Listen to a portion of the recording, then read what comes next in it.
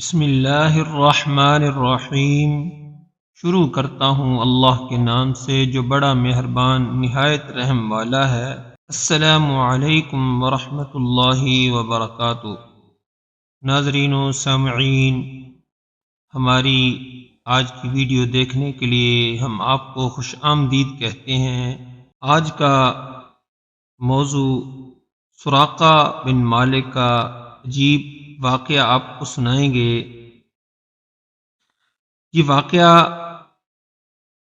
ہجرت مکہ یعنی جب حضور صلی اللہ علیہ وآلہ وسلم ہجرت فرما کر مدینہ طیبہ تشریف لے جا رہے تھے تو دریا کے کنارے جب حضور علیہ السلام اور حضرت ابو بکر صدیق رضی اللہ تعالیٰ عنہ پہنچے تو وہاں کے ایک بستی کے لوگ بیٹھے ہوئے تھے۔ ان کو پتہ چلا کہ مکہ والوں نے حضرت ابو بکر صدیق اور حضور علیہ السلام کے متعلق انعام مقرر کر رکھا ہے، اور انعام بھی بہت زیادہ ہے کہ 100 اونٹ ایک آدمی کے بدلے ملیں گے، یا نعوذ باللہ ان کو قتل کر کے لائیں یا ان کو گرفتار کر کے لائیں۔ ناظرین و سامعین، وہ قبیلہ بیٹھا ہوا تھا اپنی بستی میں، تو کسی نے کہا کہ یہ محمد اور اس کے ساتھی جا رہے ہیں۔ تو سراقہ بن مالک نے جب یہ دیکھا کہ یہ وہی ہیں تو انہوں نے اپنے عزیزوں، اپنے قریب والے لوگوں کو کہا نہیں، یہ وہ نہیں ہیں۔ اصل میں ان کا یہ مقصد تھا کہ یہ انعام میں خود وصول کروں اور میں ان کو یہ بتاؤں کہ محمد اور اس کے ساتھی وہاں اس جگہ پر جا رہے ہیں۔ ناظرین و سامعین، سراقہ بن مالک کا انعام کا لالچ اور زیادہ بڑھا۔ سراقہ بن مالک کہتے ہیں میں نے کہا اگر میں ہاں کرتا ہوں کہ واقعی وہی لوگ جا رہے ہیں تو دوسرے لوگ بھی انعام کے لالچ میں اسی طرح دوڑ پڑیں گے، کیوں نہ ہو کہ میں اکیلا ہی انعام وصول کروں، دوسرے لوگ انعام نہ لیں۔ میں نے لوگوں کی توجہ ہٹانے کے لیے اس شخص کو کہا نہیں، یہ ابو بکر اور محمد صلی اللہ علیہ وسلم نہیں ہیں، کوئی اور لوگ جا رہے ہیں۔ چنانچہ سراقہ بن مالک کہتا ہے کہ کچھ دیر میں وہاں مجلس میں بیٹھا رہا تاکہ لوگوں کو بات یہ بھول جائے۔ کچھ دیر بعد میں وہاں سے اٹھا اور گھر چلا گیا، اور میں نے اپنی باندھی کو کہا کہ میرے گھوڑوں میں سے بہترین جو گھوڑا ہے وہ وادی کے اندر لے کر تو چلی جا۔ میری باندھی نے گھوڑا نکالا اور خاموشی کے ساتھ چپکے سے وادی میں چلی گئی۔ میں نے کہا اگر میں گھر کے دروازے سے نکلتا ہوں تو لوگ مجھے دیکھ لیں گے، لہٰذا میں گھر کے پچھلی جانب سے جو دروازہ تھا میں وہاں سے چھپ کر نکلا اور اپنے گھوڑے کے پاس پہنچ گیا۔ ناظرین کرام، چنانچہ میں نے اس گھوڑے کو لیا، اس پر سوار ہوا، میں نے وہ راستہ لیا جو دریا کے کنارے جا رہا تھا، جس کی مجھے خبر ملی تھی کہ محمد صلی اللہ علیہ وسلم اور صدیق اکبر رضی اللہ تعالی عنہ، عامر بن فہیرہ رضی اللہ تعالی عنہ، یہ لوگ اسی راستے پر چل رہے ہیں۔ میں بھی گھوڑا دوڑاتے دوڑاتے ان کے قریب پہنچ گیا۔ ناظرین کرام، فرماتے ہیں کہ دور سے نظریں پڑی، میں نے دیکھا تو واقعی وہی لوگ جا رہے تھے۔ میں بڑا خوش ہوا، لیکن اتنے میں میرا گھوڑا یعنی میرے گھوڑے کو ٹھوکر لگی، میں گھوڑے سے نیچے گرا۔ میں سنبھلا اور میں نے اپنے تھیلے سے تیر نکالے۔ اس زمانے میں لوگ فال نکالا کرتے تھے کہ میں یہ کام کروں یا نہ کروں، یعنی قرعہ نکالا کرتے تھے۔ یہ تیر پر لکھا ہوا ہوتا تھا افعل، یہ کام کر، دوسرے تیر پر لکھا ہوا ہوتا تھا لا تفعل، یہ کام نہ کر۔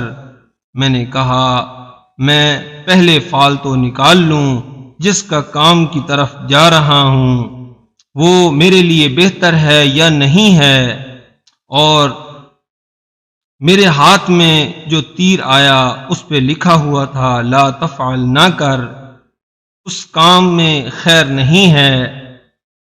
لیکن پھر بھی چونکہ میرے دل میں ایک بہت بڑا لالچ تھا، میں نے 200 اونٹ انعام وصول کرنے تھے، چاہے قرہ میرے خلاف ہی نکلا، پھر بھی میں نے کہا یہ سفر کرنا چاہیے، آگے جانا چاہیے۔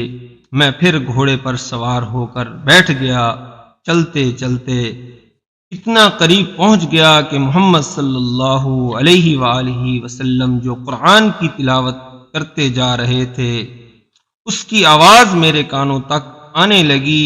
سراقہ بن مالک کہتا ہے مجھے محمد صلی اللہ علیہ وآلہ وسلم نے نہیں دیکھا، لیکن صدیق اکبر نے دیکھ لیا، جو کبھی آقا کے آگے ہوتے تھے، کبھی پیچھے، کبھی دائیں سے، کبھی بائیں سے۔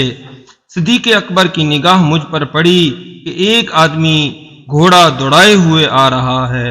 اس نے فوراً نبی صلی اللہ علیہ وآلہ وسلم کو کہا یا رسول اللہ، گھوڑا دوڑتا ہوا آ رہا ہے، غبار اڑ رہا ہے، معلوم ہوتا ہے ہمارا پیچھا کرنے والے لوگ آ رہے ہیں۔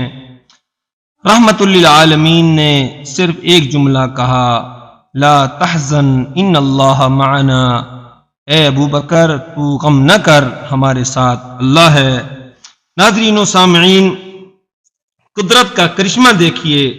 سراقہ بن مالک کہتا ہے رب کائنات نے اپنی قدرت کا کرشمہ دکھایا۔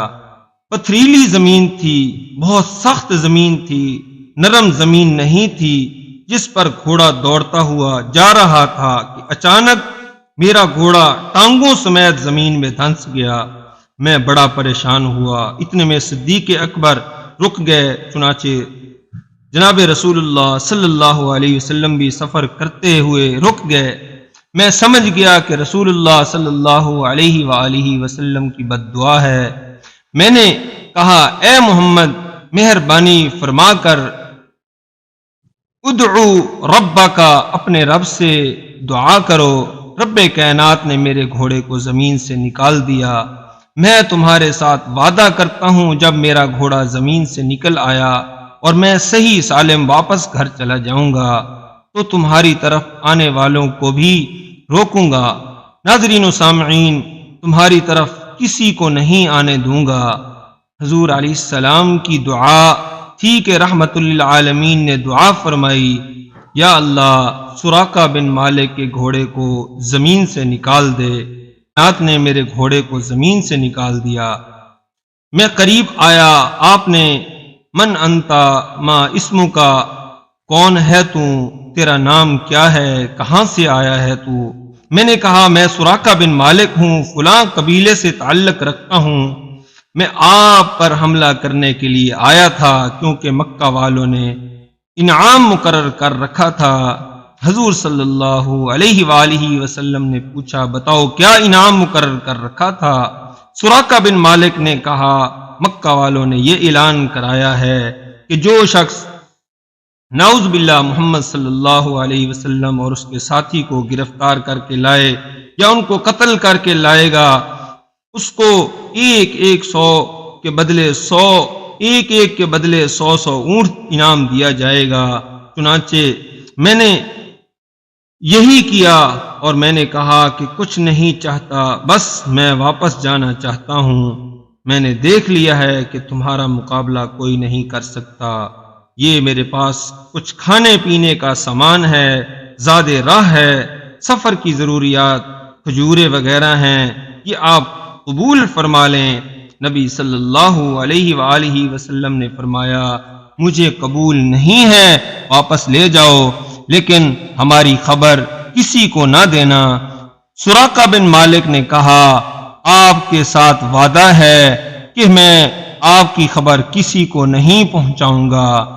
ناظرین و سامعین، سراقہ کے ہاتھوں میں کسرا کے کنگن کی حضور صلی اللہ علیہ وآلہ وسلم کی ایک دعا اتنے میں حضور صلی اللہ علیہ وآلہ وسلم نے سراقہ بن مالک کو عجیب خوشخبری دی۔ نبی صلی اللہ علیہ وسلم نے ارشاد فرمایا کہ اے سراقہ بن مالک، کیف بکا اذا لبستا سوارا کسرا، اس وقت تیری کیا کیفیت ہوگی جب تو کسرا بادشاہ کے سونے کے کنگن پہنے گا، تیرا ہاتھ ہوگا، کسرا بادشاہ کے کنگن ہوں گے، سونے کے کنگن تیرے ہاتھوں میں پہنائے جائیں گے۔ سراقہ بن مالک کہتا ہے میں بڑا حیران ہوا، میں نے دل میں کہا کہ میرے ہاتھ میں کسرا کے کنگن، لیکن مجھے یقین تھا کہ رسول اللہ صلی اللہ علیہ وآلہ وسلم کی زبان اقدس سے نکلی ہوئی بات جھوٹی نہیں ہو سکتی، یہ بات ایک نہ ایک دن ضرور پوری ہو کر رہے گی۔ میں نے کہا اے محمد، آپ مجھ پر احسان فرمائیں، مجھے کوئی تحریر لکھ کر دے دیں، جب آپ کا اسلام غالب آئے گا تو مجھے آپ کچھ نہیں کہیں گے، مجھے حفاظت دیں گے، امان نامہ لکھ کر دے دیں۔ نبی صلی اللہ علیہ وآلہ وسلم نے عامر بن فہیرہ رضی اللہ تعالی عنہ کو ارشاد فرمایا، جو صدیق اکبر کا غلام تھا وہ لکھنا جانتا تھا، تو ایک چمڑے کے ٹکڑے پر اس کو امان نامہ لکھ دیا۔ تو چنانچہ سراقہ بن مالک واپس لوٹ گیا اور راستے میں جو بھی ملتا تھا اس کو کہتا تھا اس طرف کوئی نہیں جا رہا، نہ ہی محمد ہے اور نہ ہی اس کا ساتھی ہے۔ اندازہ لگائیں کہ کافر ہونے کے باوجود اس نے اپنا وعدہ پورا کیا۔